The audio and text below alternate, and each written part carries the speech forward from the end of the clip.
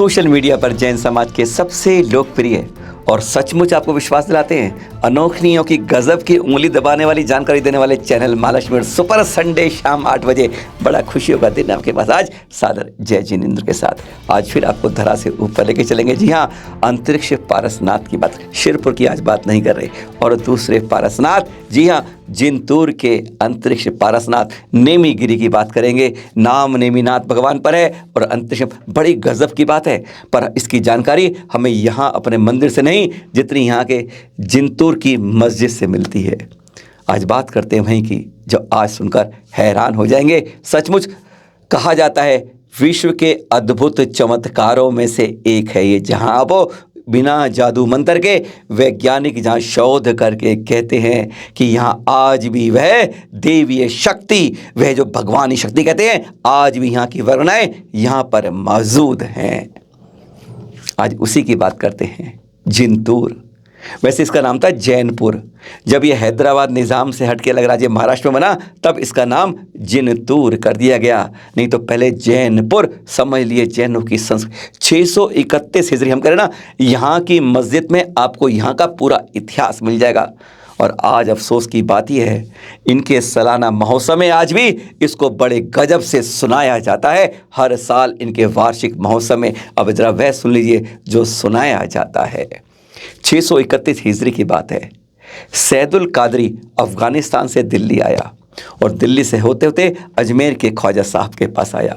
तो पता है ख्वाजा साहब अजमेर ने क्या कहा कि भैया थोड़ा आगे चलो तो तुम्हें एक जैनपुर का किला मिलेगा। जैनपुर पूरी जैनों की विरासत है। वहाँ पर 14 बड़े मंदिर हैं और वहाँ किले में रोज़ सुबह किला खुलता है, शाम को बंद हो जाता है। जाकर उस संस्कृति को तहस नहस कर दो और अपना हरा झंडा वहाँ गाड़ दो। सुन के सैदुल कादरी बढ़ता है, वह गुलबर से आलमगीर को बुला लेता है, उसकी सेना को बुला लेता है। तब यहाँ पर यमराज और नेमीराज 2 भाइयों का राज था। आलमगीर की सेना, इधर सैदुल कादरी की सेना, दोनों मिलकर खूब ध्वस्त करते हैं, तबाही मचा देते हैं और फिर अपना झंडा गाड़ देते हैं। पर तब यह हमारा जिंतूर के ऊपर का है ना, पहाड़ी पर जहाँ अब हम की बात करेंगे, वहाँ भी उसकी सेना बढ़ती है। पर पता है क्या होता है, जो आगे बढ़ता है किसी का हाथ टूटता है, किसी का पैर टूटता है, किसी की आंख चली जाती है, अभी मंदिर तक नहीं पहुंचते हैं। घबरा के सैनिक आते हैं और वापस लौट पड़ते हैं। इसलिए जहाँ की आज जानकारी देंगे वह आज भी उसी तरीके से बचा हुआ है। पर बचा कैसे हुआ है, उसके बाद फिर औरंगज़ेब की सेना आती है। उससे बचाने के लिए क्या करते हैं, वहाँ के जितने जैन के लोग थे इतने आताताई है वो, उन्होंने इसलिए सारे मंदिरों के ऊपर मिट्टी डाल दी, कैल्शियम डाल दिया और पूरा का पूरा उसको पहाड़ी के रूप में भर दिया गया, जैसे किसी को इस बारे में पता नहीं चले। और वह आज कारण उसी कारण से सुरक्षित रहा और जैनों की संख्या यहाँ से धीरे धीरे निकल गई। कहानी बहुत रोचक है यहाँ की, जो इतिहास है। वीर संघवी राजा थे, उनके रिश्तेदार यहाँ रहते थे। एक बार वह सारे परिवार रिश्तेदार से मिलने आया। रात को उन्हें सपना आया कि भैया जो पीछे पहाड़ी है ना, उसे खोदो, वहाँ मंदिर विराजमान है। सुबह नींद खुलती है, एकदम उठते हैं, सारे परिवार को बताते हैं, तो पूरा परिवार मजदूरों को लेके उस पहाड़ी पर चल जाता है। पहले दिन अवलोकन करते हैं कि कहाँ पहाड़ी है, कैसे है, और दूसरे दिन मेजोरिटी को कहते हैं खोदना शुरू करो। खोदते खोदते गुफा नजर आती है। मजदूर खुश होते हैं, महाराज मिल गई। पर इतना कहते हैं कि सामने से फुंकारती आवाज़ सबके पैर डगमगा देती है। इतनी तेज फुंकार, सामने नाग उस गुफा में खड़ा है, सब घबरा जाते हैं। वीर सिंह जी महाराज सोचते चलो अब नहीं, रहने दो, नहीं कर सकते, क्योंकि किसी में उस बड़े विशाल नाग को देखकर किसी में हिम्मत नहीं थी। मजदूर लौट के वह भी लौट जाते हैं, लेकिन अगली रात फिर उनको सपना आता है, अरे महाराज तुम रुक क्यों गए, आगे बढ़ो, तुम्हें मंत्रकार नवकार का जाप करोगे, नाग सोते समझ जाएगा कि एक सुरक्षित आदमी के हाथ में अब मैं आ रहा है, इसलिए मुझे यह जैसे नाग उस पूरे 7 गुफाओं की रक्षा कर रहा था बरसों से, ऐसा कह सकते हैं आप। अगले दिन फिर अब राजा पक्का मान लेता है, वापस समझाता है उनको, आज चलेंगे, पहले वहाँ बैठ के जाप करेंगे, मंत्रकार नवकार करेंगे, अगर नाग ने हमें रास्ता दे दिया तो हम आगे बढ़ेंगे। पूरा परिवार जाता है, गुफा के बाहर बैठकर मंत्रकार नवकार नवकार का जाप शुरू होता है और जाप करते करते देखते हैं कि अचानक वो विशाल नाग आते आते गुफा से जाके एक साइड कहाँ चला गया किसी को पता नहीं चला। और फिर उन्होंने आगे बढ़ना शुरू किया। जो अब गुफाएं आपको दिखाएंगे साथ, वह वही की वही रोमांच अतिशयकारी गुफाएं। इसलिए कहा जाता है जब यहाँ पर पहली गुफा में जहाँ महावीर स्वामी का प्रवेश करेंगे, नवकार का जाप करिए, कहते बहुत कुछ मन में होता है जो अपने आप पूरा होता है। और अब शुरुआत करते हैं इस इतिहास की जानकारी जो आपको और रोमांचित कर देगी। हाँ, राजा जब आता ना तो सबसे पहले इसी गुफा नंबर 1 में प्रवेश करता है। और जब देखते हैं ना, पहले ये गुफा खाली थी। 1993 में यहाँ आचार्य देवनंदी जी का चतुर्मास हुआ। वह जब दर्शन करने लगे तो उन्होंने कहा, अरे यह गुफा खाली क्यों है, इसमें एक प्रतिमा जरूर विराजमान करो। इसलिए जब आज महावीर स्वामी की प्रतिमा देखते हैं ना आप, वह तब यहाँ पर विराजमान की गई थी। गुफा नंबर 2 में बड़े खुदाई करते करते तो 2 के अंदर उन्हें आदिनाथ भगवान की प्रतिमा, विश्व की सबसे अनोखी भगवान आदिनाथ प्रथम तीर्थंकर की प्रतिमा आप यहीं देखते हैं। कहेंगे क्या गजब की बात है। आप देख लीजिए प्रतिमा को। जब प्रतिमा देखते हैं ना, इसमें आप देखेंगे पेट इसमें अंदर को है, ऐसी कोई प्रतिमा। और जटाएं होती है लंबी, पर यहाँ की जटाएं आदिनाथ भगवान की बहुत लंबी हैं। इसलिए पता है यहाँ के जो हिंदू लोग भाई जो कहते हैं, जो आते हैं, वो कहते हैं जटाधारी भगवान है। ये गुफा नंबर 2 अनोखी प्रतिमा के साथ है।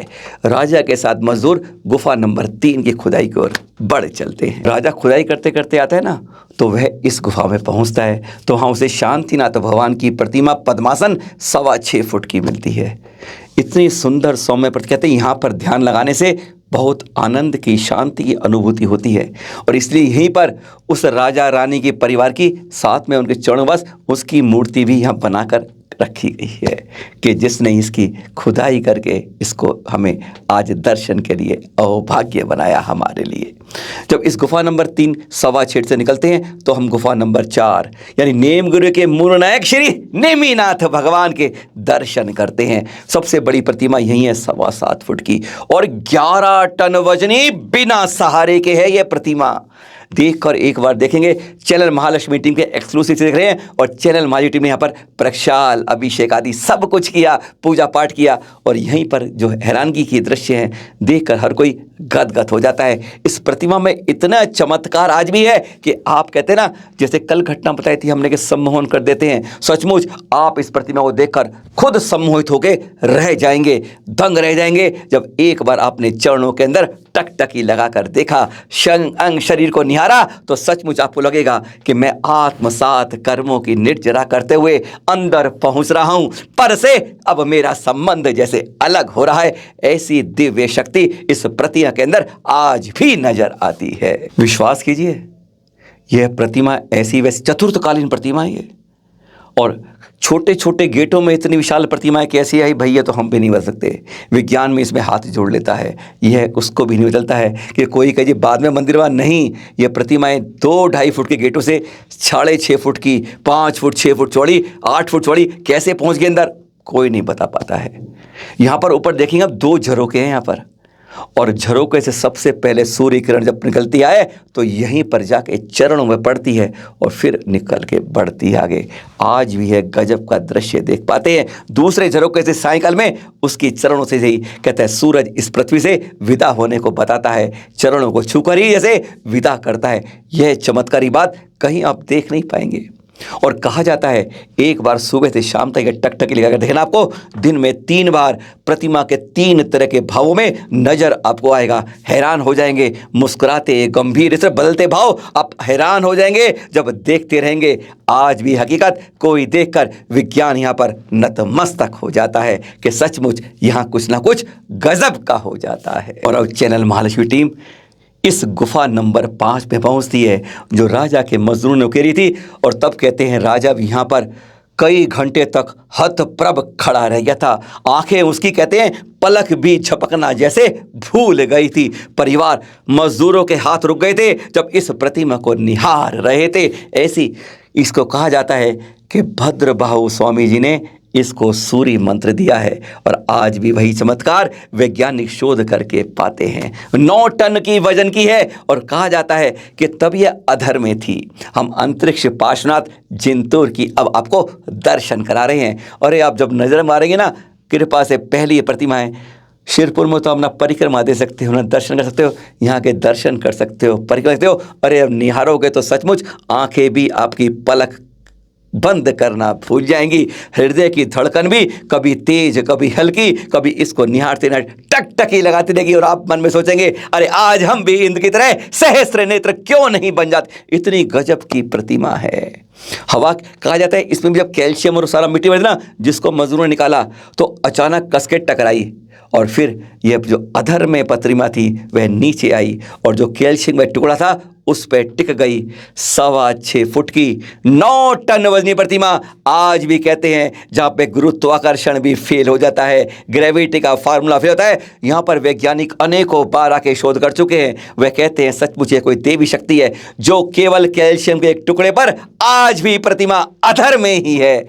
हमारी टीम ने भी इसको नीचे से देखने की कोशिश करी क्योंकि इसमें अंधेरा था, लाइट नहीं थी, लेकिन हमने तब भी आपको दिखाने का प्रयास करते हैं। आप विश्वास करेंगे कि वास्तव में प्रतिमा एक तरफ के कैल्शियम जो है ना, जो जमा हुआ चूना था, उस पर आज भी 9 टन की प्रतिमा टिकी हुई है जरा से। यानी लॉ ऑफ ग्रेविटी जहाँ फेल हो जाता है, न्यूटन के सारे नियम यहाँ सारे भंग हो जाते हैं, विज्ञान आके यहाँ पर नतमस्तक हो जाता है और कहा जाता है कि जो यहाँ पर आता है अपनी इच्छा लेकर, अपनी भावना लेकर, श्रद्धा से जो आता है वह खाली हाथ कभी नहीं लौटता है।